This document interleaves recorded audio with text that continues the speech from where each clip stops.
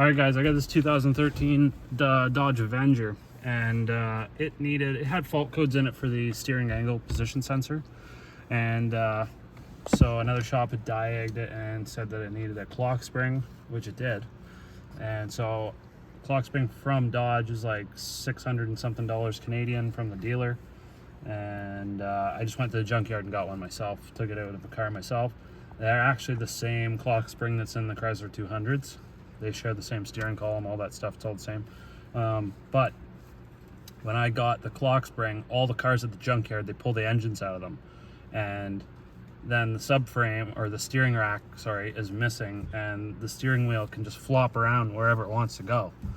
So when I got them, I was like, okay, there's a chance this thing could be out like that. Like, it could be out one turn.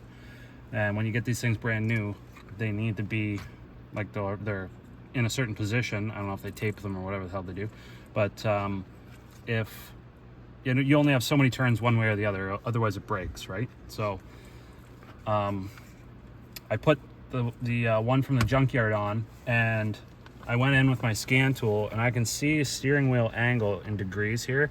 We're at 2.5 degrees right now. So if I turn the steering wheel, you can see now I'm at 32 degrees. If I go the other way, now I'm at 52 degrees. But you can see it's negative, so positives to the left, negatives to the right. But when I put the junkyard one in, it said 360 degrees. So I knew that even though the connector is at 12 o'clock, which is where it normally sits in the top, I knew that it was out 360 degrees. So by installing this and looking at my data, I was able to avoid not breaking this thing by then turning the steering wheel and watching and going, okay, it needs to go 360 degrees that way. So that's what I did, and I was able to correct the one that I got from the junkyard, because it did actually spin a full turn, and where everything works fine, it's good to go. But if I didn't do that, I would have just taken the chance. All that would need to happen is to go full steer one direction the wrong way, and it would have broke the cable inside and would have been junk. So the lights would have came back on, would have been a bad day, would have had to go get another clock spring. So for those of you out there, especially those techs out there that like to buy used stuff, nothing wrong with it. Just do this. Get your scan tool, and it doesn't have to be a snap-on scan tool. I'm sure there's lots of bi-directional tools. And just look at your steering wheel angle position and make sure that it's zeroed out. So that was a big help. How do you remove and replace it? So to remove and replace it, it's very simple. First off, disconnect the battery, right? Anytime we're working with airbags, disconnect battery. I let it sit for 10 minutes. Then what you're gonna do is, there's two covers just back here. You just use like a 90-degree pick or a flathead screwdriver or something, pop those off. Now there's a ribbon that holds these covers on, located at the back side. So you'll pop them off, and then they just sort of hang out there. And in behind there, on each side, there's gonna be two 10mm screws, 10mm bolts. So you remove those two bolts, your airbag assembly comes out. You got one black connector, you disconnect that, you just pull it on the connector, not the wires. And then you've got your two airbag connections, and there's little tangs that you press, squeeze on the sides and pull the connector up. So you do that for both of them, get the airbag out of the way. There's a 13mm bolt. It's only one bolt that holds the steering wheel onto the steering shaft. So you take the 13mm bolt out. I just rocked the steering wheel back and forth. I was able to get the steering wheel off. Service manual says you need a puller, but I was able to get both the steering wheels off, the one at the junkyard and this one, without using a puller.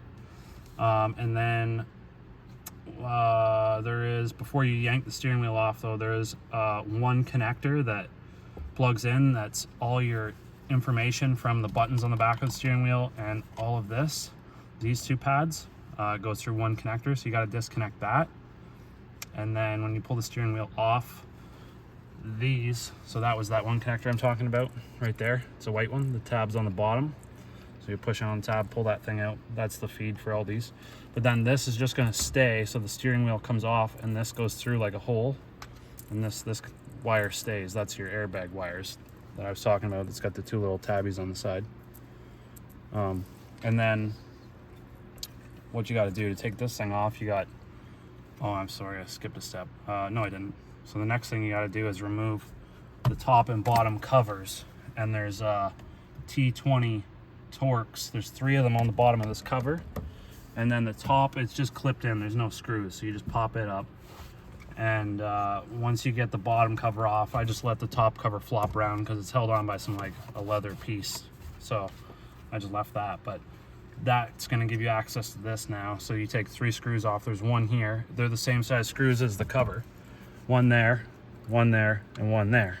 So there, and there. Take those off and disconnect your connectors. There's a couple connectors in the back, there, and there. And that's it. Then this thing comes off.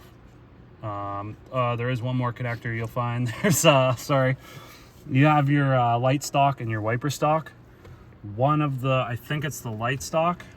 I could be wrong, I can't remember. I think it's the light stock. It has 1 connector in it. And the reason that they don't have a connector in here is because they loop a wiring harness from this one over to this one. And then the body harness plugs into your light stock or your wiper stock, one or the other. But yep, that's all you do. If you wanted to remove the stocks, there's a one Phillips screw there. And then for the other stock, there's 1 Phillips screw there. You undo those and they just slide out. You can see the teeth in there, these little teeth. That is for, there's 2 things. Your steering angle position sensors inside here. And also this little gear runs your signal so that when you turn, it shuts off your signal. So when you go to install, if you're going to put these wiper stocks on, you have to make sure that it's in the neutral position and not up or down. Otherwise, it'll be all screwy when you go to turn something. I don't know what'll happen. It just says in the manual, so follow the manual. It won't. It'll turn it off at wrong time. Probably, yeah. So yeah, I think that's pretty much it. I know there's no videos on removing them, but I already have this fixed. I'm not taking it back apart to make a video. But if you have any questions, throw them in the comments below. Give this video a thumbs up and hit that subscribe button. We'll see you in the next one.